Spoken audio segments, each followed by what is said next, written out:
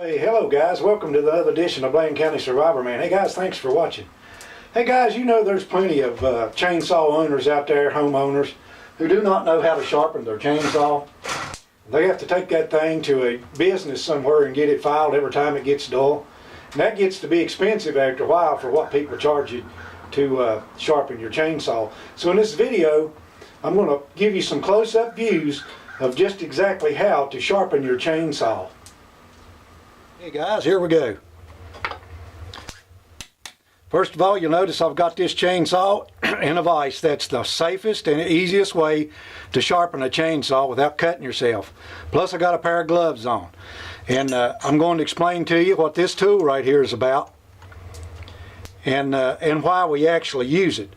First of all, let's just talk about this tool right here before I start sharpening the chainsaw. And I'm going to grab a flat file here, and you're going to, in a minute, I'm going to explain to you why sometimes you need a flat file to sharpen your chainsaw. Anyway, this chainsaw, depending on, or this chain, depending on who manufactured it, has different angles on the blade. You've got 35, 30, and on this particular blade. Now this tool right here came with this chainsaw back in 1978.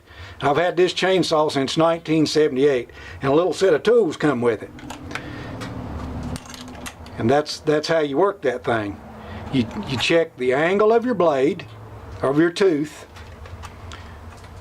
to see if it's the right angle. If it's not the right angle, you take a flat file just exactly like that right there, and you file the right angle on that tooth.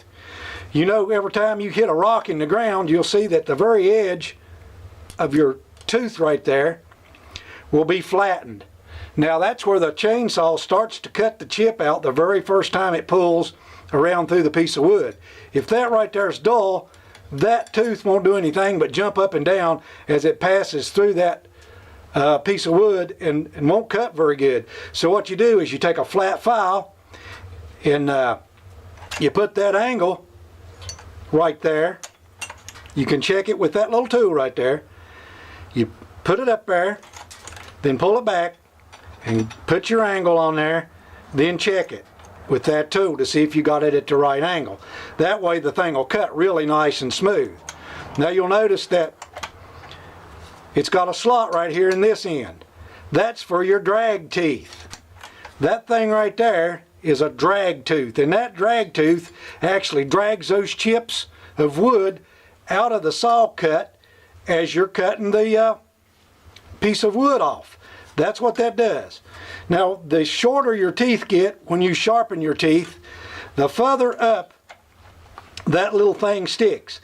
If it sticks up higher than the very tip right there of your tooth, then that tooth will skip and miss.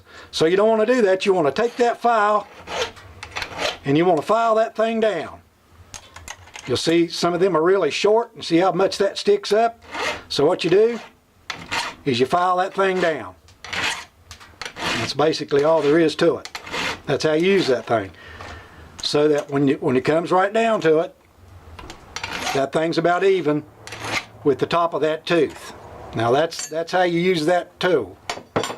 Okay guys, now you see all kind of fancy rigs that you can get to guide your file through your sharpening thing. If you want to use that, that's up to you. I don't like them because they limit me on what I can do. Now you can see when I sharpen that blade, I'm counting 1, 2, 3, 4. 1, 2, 3, 4. 1, 2, 3, 4.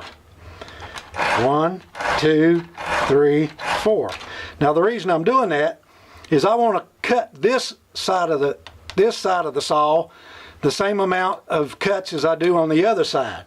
So when I turn this thing around, I'm going to count 4 cuts on this tooth, just like I counted on this tooth, and that keeps your saw teeth equal if you haven't hit rocks with it like I've done this one right here. These are really short on this side because I plowed into a big rock one day while I was sawing in the woods, and that's sometimes you just mess up and do that. But that's the reason you do that.